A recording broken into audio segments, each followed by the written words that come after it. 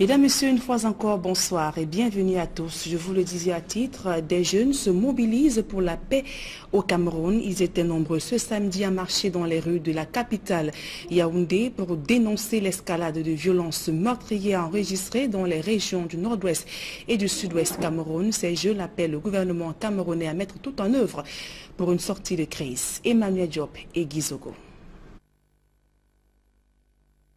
À l'heure où les tensions dans le nord-ouest et le sud-ouest s'exacerbent et que les échéances politiques s'annoncent, des jeunes font entendre leur voix.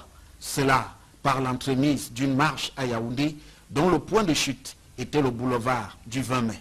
Ce qui se passe dans les deux régions anglophones, les jeunes sont des principaux acteurs. En même temps, ils sont des victimes. Et pour cela, dans la recherche de la solution, dans la recherche de la paix et d'unité nationale au Cameroun, nous pensons que les jeunes devaient être impliqués absolument dans ces processus, sans lesquels on ne peut véritablement trouver une solution. Pour cette mobilisation, soulignent les organisateurs, il est question de se prémunir contre les déconvenues observées ailleurs. Nous nous mobilisons donc de ce fait pour pouvoir dire à tous les Camerounais, aux jeunes, aux papas, aux mamans, que refusons l'instabilité, refusons les querelles, refusons les divisions. Au-delà de cet appel aux jeunes, il est prévu d'autres initiatives de soutien, notamment aux personnes victimes de la situation dans le nord-ouest et le sud-ouest. Nous appelons à tous les jeunes, ou bien à toutes les victimes d'abord, que nous sommes avec vous à tout cœur. Nous reviendrons vers vous certainement avec notre soutien par la grâce de Dieu. De plus, les échéances électorales de 2018 sont l'occasion d'appeler les jeunes à se faire entendre.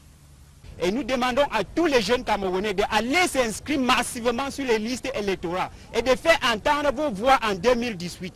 Tout un programme qui ne reste à être jugé qu'à l'aune de ses résultats.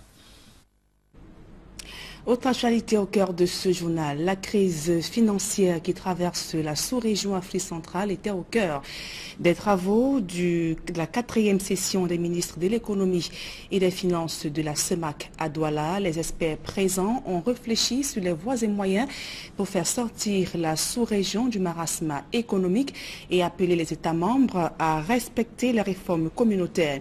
Le président de cette commission a saisi l'occasion pour dénoncer la tentative de coup d'État survenue en Guinée équatoriale. Plus de précisions dans ce reportage. La commission de la CEMAC condamne la tentative de coup d'État survenue en Guinée équatoriale. Le président de la commission, Daniel Ona Ondo, plaide pour que Malabo ne renonce pas à ses engagements sur la libre circulation dans la sous-région Afrique centrale. Nous avons un programme de réforme économique au niveau de la sous-région. Il y a des efforts qui sont faits à l'interne. Il y a aussi des efforts qui sont faits au niveau de la CEMAC. Ce programme renferme 13 projets qui permettent aujourd'hui de sécuriser nos frontières vis-à-vis de ce qui s'est passé en Guinée équatoriale. C'est tout à fait normal quand un pays a reçu un contre-coup, il faut qu'il se referme. Donc nous souhaitons donner des possibilités pour que ce pays se sente en sécurité. L'intégration régionale économique est l'un des piliers de réforme visant à sortir la CEMAC du marasme économique. En effet, les déséquilibres macroéconomiques restent à des niveaux élevés. Aujourd'hui, nous n'avons plus un nous n'avons pas un taux de croissance négatif parce qu'on avait un taux de croissance qui était négatif, on était en récession. Dans la sous-région, on a un taux de croissance qui va dans le bon sens. Donc je crois que les réserves de change sont améliorées. Nous avons aujourd'hui 2 mois et demi de réserves de change. Nous n'avons pas dépassé les 3 mois. Il est évident que dans l'Union, on voudrait 5 mois de réserves.